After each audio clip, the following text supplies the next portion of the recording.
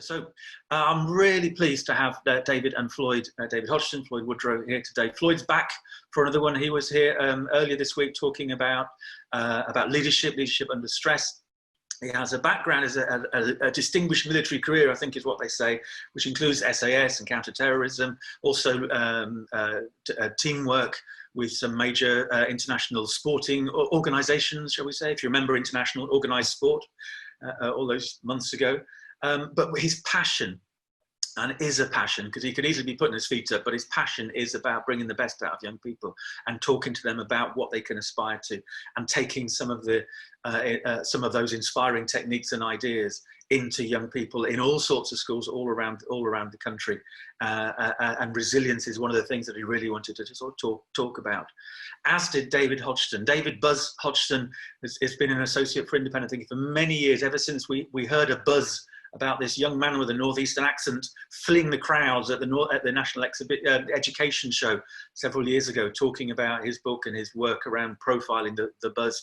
Since then, as an associate, he's written quite a few books for us. He is passionate about understanding what goes on between ears and how to improve what goes on between ears to improve the outcomes that we get, whether that's as teachers or as learners. And David has a career sort of in careers as well, so it's looking beyond education to really fulfilling our potential. So really pleased to have you. It's a conversation about resilience, stress, neuroscience and learning. So we're going to fit all of that into the 45 to 60 minutes that we've got. And I want to start with David, and let's go to this idea of personality profiling, which is where it all started for you. I know Floyd is big on this as well, because some people poo-poo it, and it's easy, and I've seen it on Twitter where it's just, they just, yeah, let's call it poo-pooing it. But I know, and you know, and both of you know, how powerful it is as a way of understanding yourself, understanding others, and building better teams and building better communication. Just tell us briefly how you got into that and the strength that you've seen of this sort of thing, David. Yeah, I got into personality type as a way to help people develop self-awareness. We need self-awareness to be able to make good decisions and feel that we have control and choice in our life. And I looked at personality type as just one option of all of the different other things you have in your toolkit of things you can do with people to try and help them move forward. And I found that personality type as a model has been very helpful. I originally started to use it with young people, and I would go into schools and deliver a session to a year group, say year 11, and the teachers would be standing around the side, and invariably they'd come up and say, "Oh, this is good. Can you come back and do this session for us?" And that's been the impact that the personality types had with me. It really helps people relax and think about themselves, their strengths, who they are, where they want to be. It really is a doorway into helping people think about what's important to you, and then how are you able to going to make changes. One simple example would be if we look at something like extroversion and introversion. Some people have strong preferences either way. Something like lockdown, that's going to have a major impact. People at home that generally have a strong extroversion preference, they're going to be tearing their hair out. My wife is a extrovert preference very strongly, and initially she was lost. And then once all the Zoom and team meetings started to kick in, working from home, then she's much more content. And then you find that people who are introvert preference strongly, they quite like lockdown. They've just had a wonderful time. And this is replicated with children as well. Children who have to work from home, for some of them it's awful, and for others it's fantastic. And I think part of the challenge we have is this gives us a way of looking at how we can broaden out the experiences of children and of teachers educationally, so we can get the best out of everyone. So it's not just one approach. Yeah, but somebody said earlier in the week, it's not one size fits all, it's one size fits one. And we tend to sort of think, well, okay, well, everybody gets educated in this way, in this form. And I think back to what's changed and what changed, what next, this sense that there can be other ways by which children can be motivated that might be even more suitable for them than get them into the school and into the box. And then the personality profiling helps us understand a little bit more why people are responding the way that they're responding, to be able to ensure who offer different opportunities. Yeah, and I work with the teachers internationally, and one of the interesting aspects of personality in the classroom is the impact it has on the teacher without them realising. So when we've studied, teachers that have an extrovert preference will do a lot more talking, and teachers with an introvert preference have a lot more quiet time. I want you to think about this, and I want you to reflect. And this has a big impact. I remember in one school I was in, two teachers, the job shared. One was very much in extrovert preference, the other introvert preference. And the extrovert preference teacher said, "Oh, it's funny, if I have the class after you, the introvert teacher have had them, it takes me 15 minutes to get them whooped up and ready to learn." And the introvert teacher said, "Well, that's funny, because when I get them after you've had them, it takes me 15 minutes to get them calmed down and ready to learn." And this kind of dynamic goes on in classrooms, and it's one of the things I try to help teachers with is to be aware of the dynamic, so you can then start to offer more choice and control to children on the environment and on how they're going to learn, but also make sure that they learn to be able to do the best of both, because we all, and I think one of the criticisms around personality type is that it's you're given a label and that's you, and that's actually not what it's about. It's about, let's look at what your natural preferences are and where they're going to be helpful to you, and use those where you can. But then if there is anything else that you haven't got skills as behavioural choice. So that, and when I work in primary schools or in special needs schools, that the focus is on, I call it superhero training, so the children learn how to extrovert well, how to introvert well, and I'll not go through all 10, but there are 10 badges, skills that they can learn. So rather than just thinking about it as a fixed personality trait, we think about it as our natural response in situations, and then we can decide whether the natural response is suitable or not. And so this is that's probably the dynamic of type preference that I've enjoyed most, taking into schools and working with teachers and with young people. Yeah, okay, no, that's really interesting. Floyd, how have you used this area of personality profiling in your experience for yourself and also in your work with others?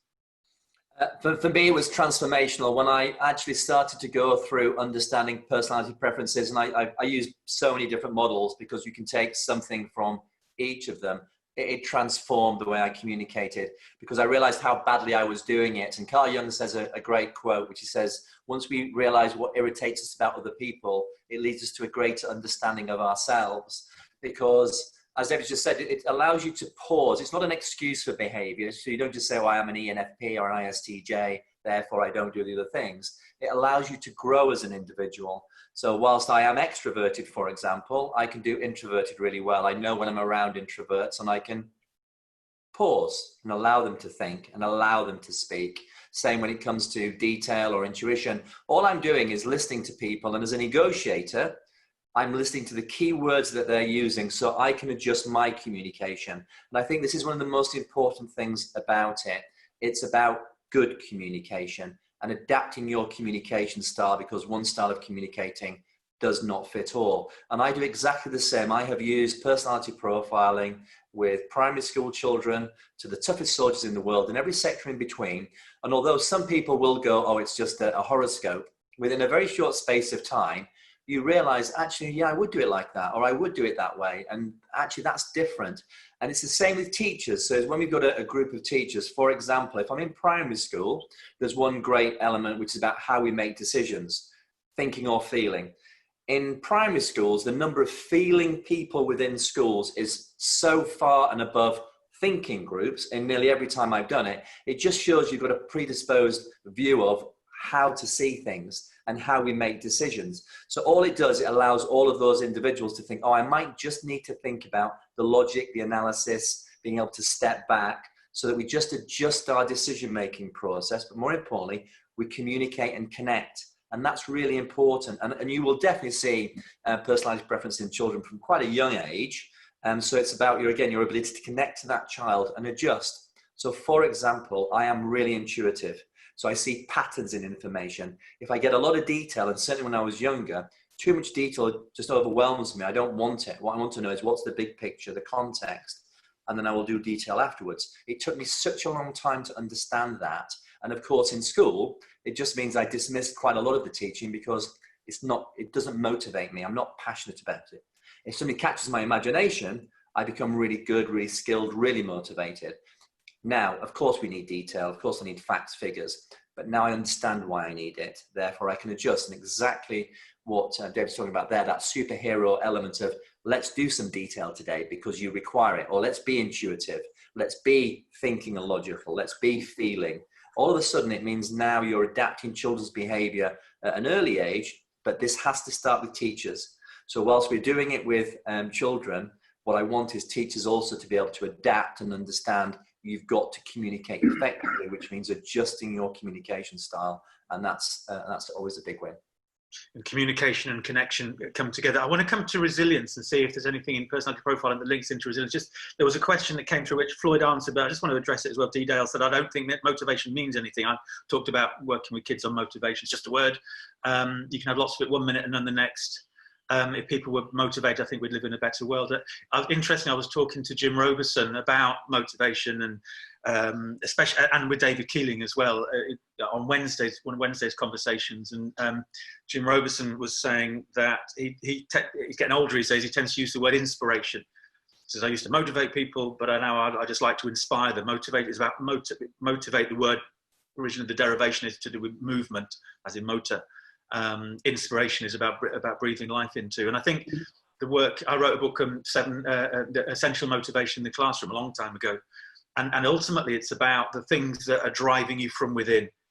Enthusiasm, it means the God within, if you like. And in your answer to that question, you talk about passion, you bring passion in. And I think that's hugely important. And I talked for both of you at the beginning about the passion that drives you. So sometimes I'm asked by teachers, how do I motivate kids? And it's not about that. It's about how do you get them to be motivated for themselves from within the intrinsic, the internal motivation. And I know both of you, the work that you are doing, it hits those sort of intrinsically motivated motivation buttons. And it's about, and we're coming back to the personality bit, but so much of it is about knowing yourself. Know thyself is what was written above the Adelphi temple. And it's, the ancient Greeks knew that, and we need to sort of come back to that sometimes. Floyd, resilience and personality, can we just get a definition from your perspective of what we mean by resilient? What does a resilient person do or look like? And is that something that you can spot through testing, for example, or being tested maybe? No, I can spot it, but what the most important thing is, we can all become resilient. So no matter where you are on the resilience scale to start with, and for me, resilience, the most important thing about resilience is that I want to thrive under pressure. And it's the word thrive, because we are going to get pressure. We are going to be tested in life.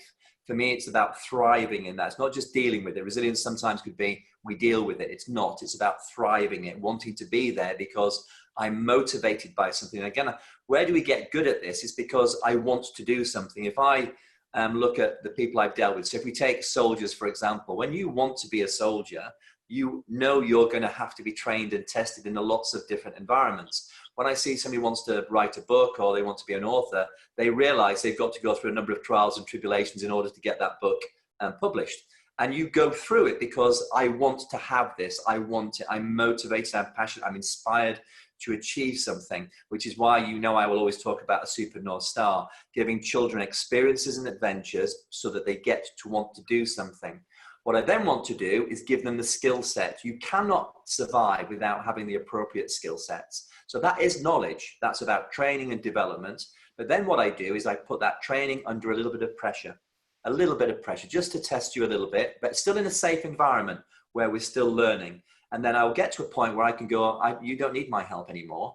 What I want you to do is go and do it all by yourself, and I'll incrementally improve any individual. And I can do that without a doubt. In fact, what I will do as a result of our conversation, Ian, is I will take 12 people away and I will put you through a top line resilience training program.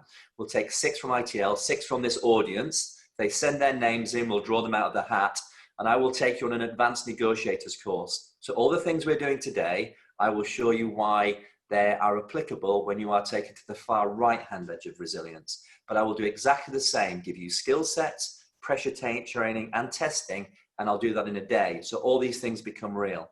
So for me, it's about having those tools where I want to step into the pressure zone. I'm excited, I'm scared because I am scared. But what I want to do is I want to step in with resilient strategies. And this is the key. You can't ask somebody just to be resilient. It's not just something that you're born with. I think some people are obviously better at it. But how do I get good? Because I get strategies. I get to test those strategies. I get skills. And with my experience, what I can do now is I don't mind failing. In fact, I look at the word and just go, that's just me learning today. So I can dismiss all those negative thoughts because I've practiced it and I'm ready for it and I want it. I want to test myself. And when you get that into children because of the right environment, the right culture, nothing will hold them back because they'll be deep learners because you're giving them the skills. That's what I love to do, is give people the skills. And I honestly believe there's nobody in the world that I can't assist to be more resilient. I just don't believe it. Thank you for that offer with regard to the negotiation training. Just when you were saying it, my heart already, I could feel my heartbeat going up because of the, I know what that would involve. Just in a quick sentence, who are the sorts of people you have been trained to negotiate with, just from your past experience? Who are you negotiating with? So I have done a broad spectrum. So the biggest negotiation I've ever done, I suppose, was when I first went in with the year 1 class and spent all day with them. I thought that was probably where I learned all my negotiating skills came to the fore, if I'm being honest. But I have done people that have held people's lives to ransom. I've done it with warlords in Afghanistan, in Bosnia, in Africa. I've done it where we've negotiated peacekeeping with Serbs on a front line. And so I've had experience across a wide range of different groups. The basic tools and communication and understanding people does not change. And I've literally done this around the world. So I would agree with David. For me, the minute I understand some of these things, I can adjust. And it just, all again, is giving you the confidence to realize that these things work. Understanding yourself is the most important thing. So why you get cross, why people irritate you, and then adjusting it to connect to other people. And that's the skill of teaching for me, is adjusting your communication style so that you can lead without authority. That to me is the highest form of communication. People follow you because it's the right thing to do. Right. Okay. So 6ITL, thank you very much. My name's up. My company, I can do what I like. And six others. So people who are attending this, if you send me an email, ian@independentthinking.co.uk, if there's more than 6 of you ready for that challenge, and we've got 85 watching at the moment, we'll put you into a hat, and we'll make it fair, and we'll draw you out, and then we'll take it from there. You talked about failure, and I will come back to you, David, but this failure bit, because what you're saying is one of the ways by which you can be resilient is because you don't really care about failure, it's just learning. And I just spotted an irony, if that's the right word, in the education system, whereby we want resilient learners, but then when they fail, it's marked wrong. They're made to feel bad. They're bottom of the class. They haven't got the exam results. So failure and highlighting failure and putting it into a spreadsheet is built into the exam system. Yet what we're saying is that concept of failure is what's going to get in the way of us being resilient. Is that your reading of it? And then I'll come to sort of David to ask me about resilience as well. But Floyd, is that your reading of it? It's an interesting one. What do I do? And so I straight away, as you're talking about those things, I'm automatically thinking I would never do that.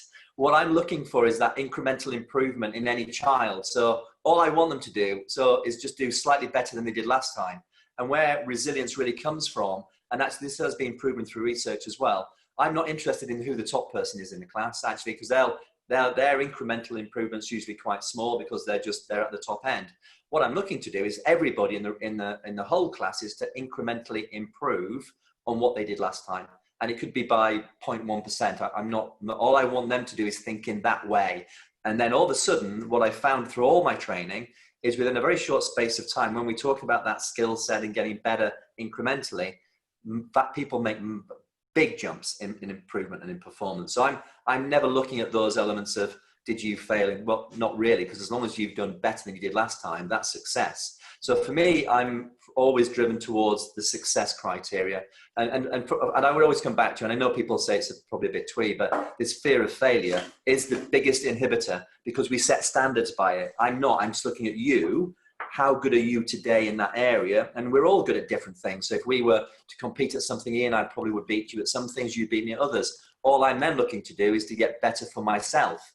And when we have that mentality, all of a sudden we make some significant leaps in performance. I'm not going to compete with you at Laser Quest. We won't go there. Is that okay? That's okay. Okay. There's another question. Just people are still vexed by this idea of motivation, intrinsic motivation, and I just want to touch that. But then I want to come to David on back to the resilience. Is there any evidence that indicates disabled children are more likely to work for extrinsic rather than intrinsic motivation? If so, and years of working with children suggest it might be the case. Have we taught them to do this unintentionally? What I would suggest is looking at the area around learned helplessness. There's a lot of research about learned helplessness.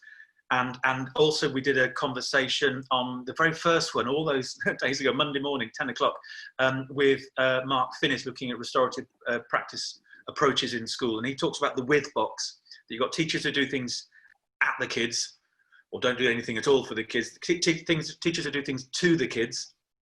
Teachers who do things for all the right reasons, do things for the kids. And then the teachers who are doing things with the kids. And I think it may be linked to learned helplessness and this idea of, are we doing it for them or are we doing it with them? And I talked to Jazz Ampafar about that yesterday, and she was almost emotional when she realized she would have loved, in her disruptive childhood, she'd have loved a teacher to sat down and done stuff with her and not either to her or for her. So I think that's worth exploring with regard to that particular question around intrinsic motivation and children with whatever living and learning difficulties and differences, as Nina Jackson calls them.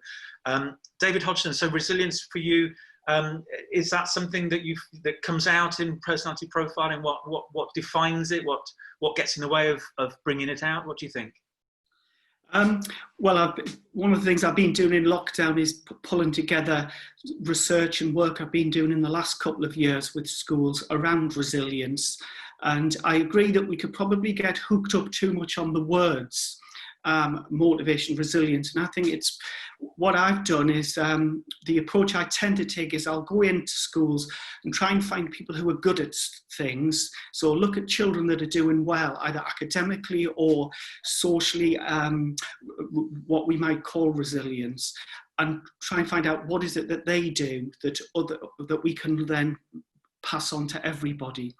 And I've been quite surprised at how, I think I would define resilience as 3 key ingredients, and they're all wrapped in together. It would almost be like you can't separate these 3 ingredients. It would be like, instead of eating a whole cake, you would eat some flour, then you would eat some raw eggs, and then you'd eat some sugar. So these 3 things are interlinked. And when I've worked with teachers all over the world, some in war zones like Pakistan, it comes down to these 3 key ingredients. Wherever you teach, wherever you're a young person, whatever the challenges you face, these 3 key things. And the best way to describe them, I think, is there are 3 key instincts that we're born with. So when babies are born, we see these 3 things clearly. When a baby's born, they're dirty, they've got bad hair, no designer gear, yet they believe they're irresistible. They demand to be hugged, and we oblige. So this desire to be loved and love is core. So that's something we need to develop in everything we do with children. And a second thing I've noticed about babies is how well they learn. So it would blow their little brains if they knew how much they were learning. And there's so many stats I've looked at for research. Things like their neurons make 2 million new connections every second. every second. It's just mind-blowing. So babies are brilliant at learning things. And they even learn as they sleep. They go into rapid eye movement sleep when learning's consolidated twice as much as adults do. So we think, even when they're sleeping, they're so this is another instinct, the instinct to learn. It's there. And sometimes education spoils that a little bit, because the real learning is, as Floyd was talking about, when we think, where am I today? How can I get a bit better? How can I improve? How can I, and real learning happens when we're enjoying the learning, not when it's been, in a lot of the curriculum, the knowledge-heavy curriculum. It seems to be we learn experientially, and things like outdoors and all of the things that children have been able to see, perhaps over the last few months. So that's the second thing. So we've got to love. There's love. There's learning, and then the final bit is how is the strength, when a baby's born, we think they're quite vulnerable. We handle our firstborn as if they're a delicate vase, don't we? And they're strong little things. They flap their arms and they twitch, and they're learning muscle power. They're learning how to engage in their world, how to be part of the world and be able to respond to the physical challenges that they have. So I think that's the third instinct. And for a baby to be resilient, and then it goes through toddlers, we have to develop all three. And just as an example, for as a teacher, well, how do you develop the love? Well, that would be things like, and I think with love, there's two parts to it. There's the oxytocin stuff. That's to connect with people. And I've not met any teacher that I would think is a brilliant teacher, liked by their students, that doesn't practice love. That they've taken time to build a personal connection with a child that is meaningful to both of them. They know each other enough. So that has to be there. And then there's the other kind of connection, is connection to the universe, or to the environment. And I think that's probably one of the things through lockdown that people have got more in touch with. You hear it all the time. People are noticing birds in their garden. They're noticing the cycle of the day, where the sun rises and sets and so on. And this links to the environment. This is in an individual's head, brain and body, but it's also society too. So we need both. So that's the love part. And then if we look at often these things are put against each other, these three ingredients, and I think they all need to be there together. So the love part of it, people say, oh, they're just the hippie teachers. They're the ones that, and it's dismissed, and it's dismissed at great cost to lives. The other part of it, though, which I think Floyd sort of represents with the army, the SAS, this kind of thing, the testosterone, the cortisol, we do need that as well. We do need children to be able to compete. But it has to be in things, as I think Floyd said, but it's in a sort of safe environment. It's little steps. You're not going to throw them into a negotiation situation where lives are at risk in year 2 or 3. You're going to give them challenges. And when I've looked at the research, this seems to go through all of societies. It's things like rites of passage, to initiation ceremonies for gangs. We have to test ourselves. And I think sometimes that can be a little bit missing, especially for boys. But I know some girls as well. They really need to be able to move about and have a bit of physical contact, and to be able to compete with each other, but have a laugh about it. So I think we need to, in my research into resilience in schools and academically, these are the 3 ingredients that I think we need to develop, and all of them. Yeah. Yeah. Going back to traits and then the physical side of things, there was some research I just came across about half an hour before we came online about personality traits in research on 3 to 7 year olds and how that has an impact on how they respond to PE and physical and organised physical activity and the interrelationship. And nobody had really spotted it before, the personality traits in children and how you would then need to work with them in order to improve their motor skills. And the motor skills, there's an element that they're developing naturally, but then there's the skills you put on top of that in terms of skills of playing, throwing a ball, catching a hoop, those sorts of things, which is a learned skill. But that is impacted by the traits right from sort of 3-year-olds to 7-year-olds. I thought that was interesting. I mean, so I've seen that a lot in schools, the personality type that children have. So sometimes I'm invited to go in and work with it's called the nurture group or something, but usually the clue is they're in a porta cabin a mile away from the main school building. So this gives you a hint as to that they're basically trouble. And I'll go and work with these children, and invariably 2/3 of them will be the personality type of either ENTP or ESTP. And that's either your Bart Simpson or your Noel and Liam Gallagher kind of personality. So probably the worst thing you can do is put all of those children together in one porta cabin and expect them to sit and experience the traditional curriculum.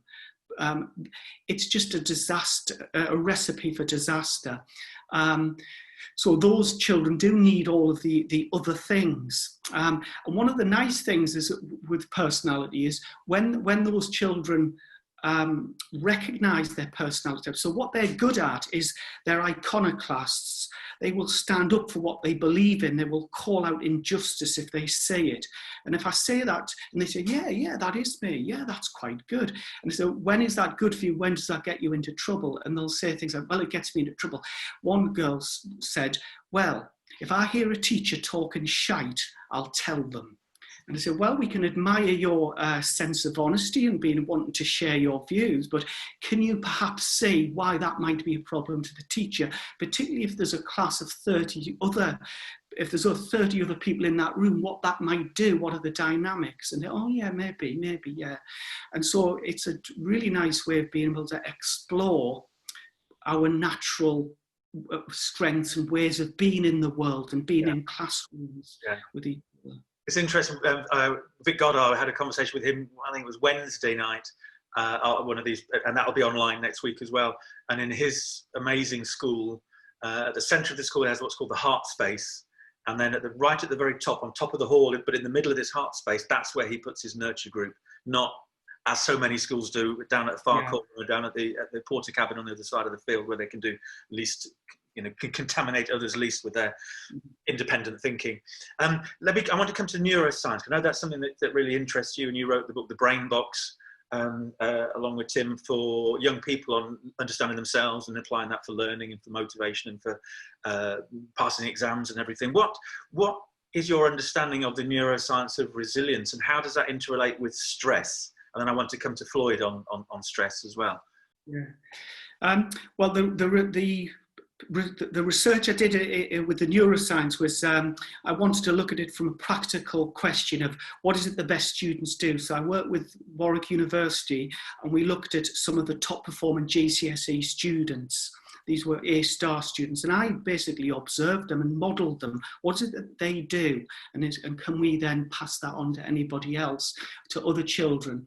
And so I observed, and there were about 50 things that they did. And I boiled it down to maybe a few. So I'll just give maybe an example. And then since then, I've been taking it into schools, and it's been absolutely fascinating.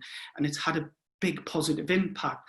So one of the things I noticed is that when I was with a group of students that were brilliant at maths, I went in and they were leaning forward, rubbing their legs.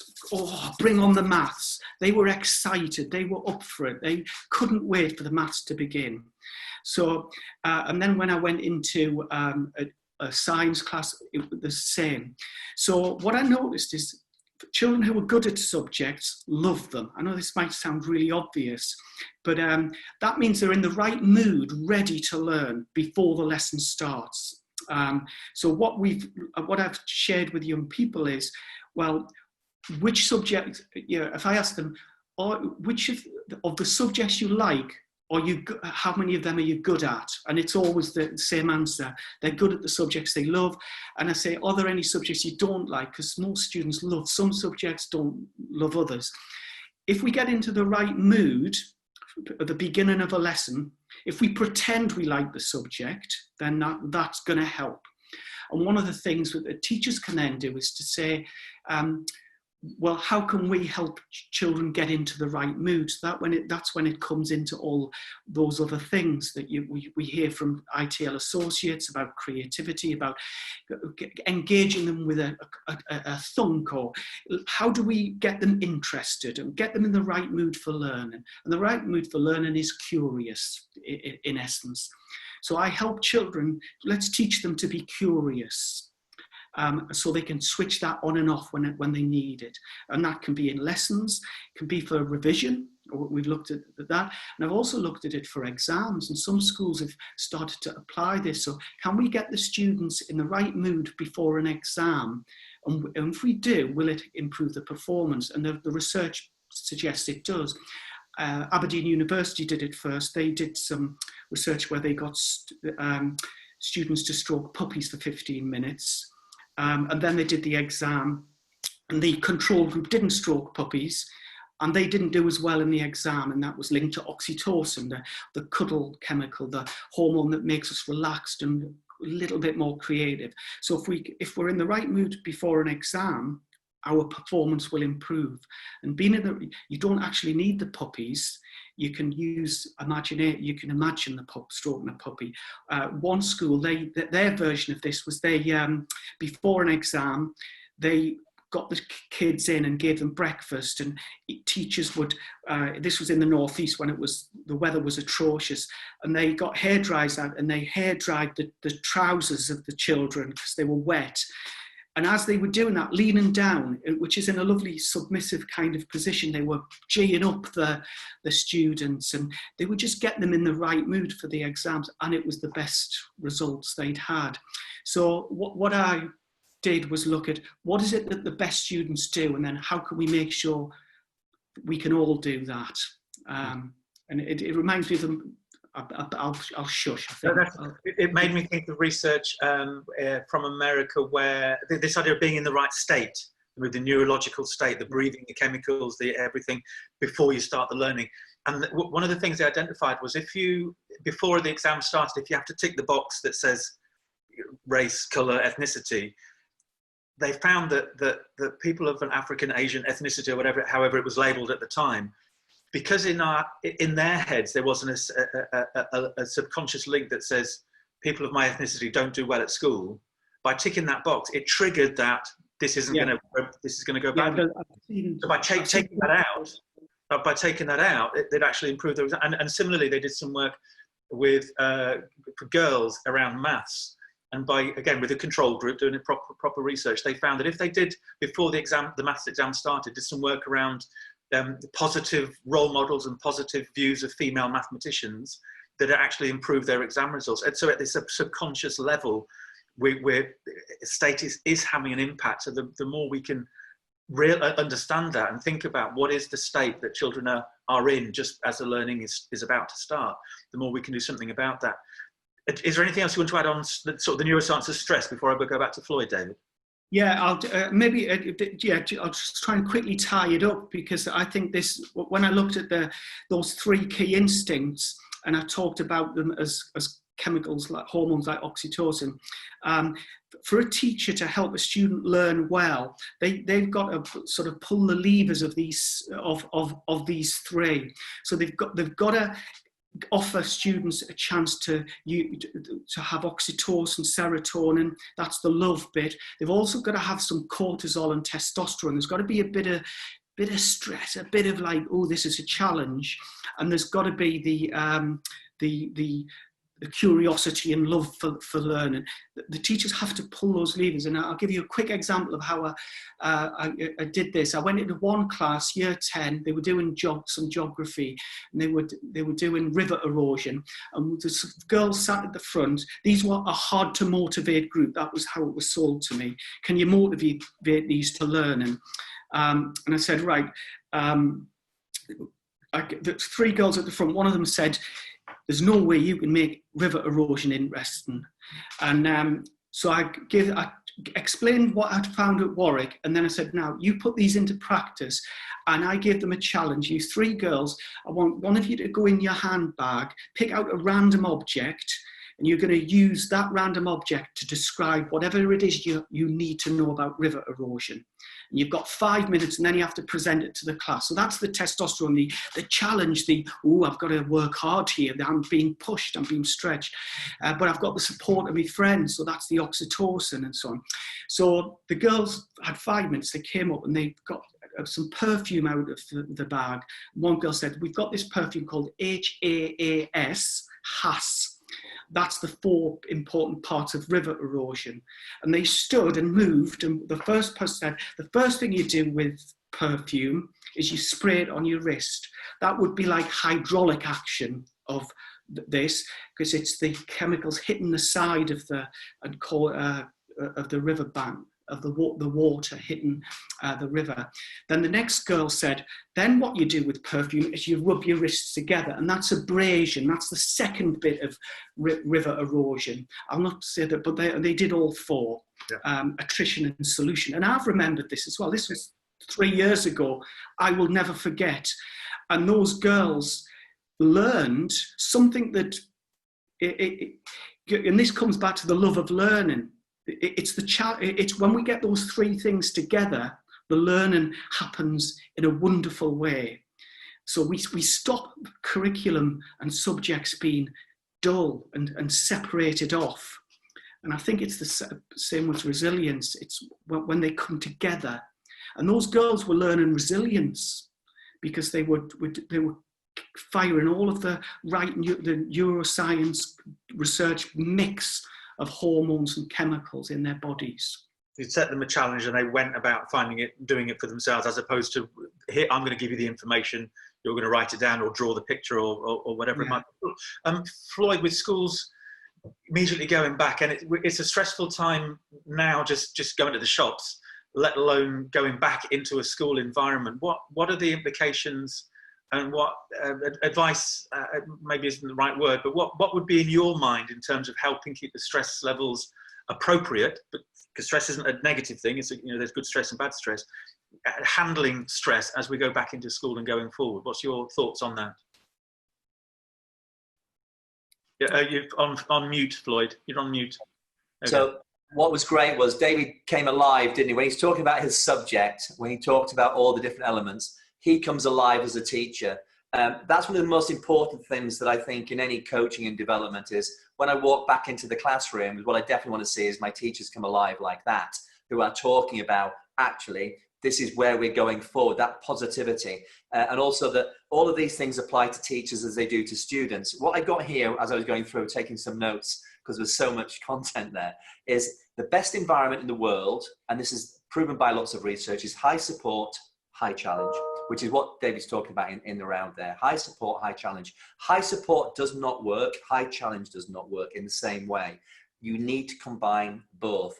And that again comes back down to the environment that we want to create, that motivation, that passion about why we are learning. And straight away, we need to make subjects interesting. That's about experiences and adventures for the child. What I want to know is, what is it that you want to do in life? I have worked in the most disadvantaged areas in this country and in the world. And sometimes when I go into some of the most disadvantaged areas, I'm told that there is no aspiration. Things aren't good for them. And I go, yeah, I understand that. Within an hour of talking to children, I have never yet come across one child that doesn't have high aspirations or they want to achieve something in life. I just do not believe it.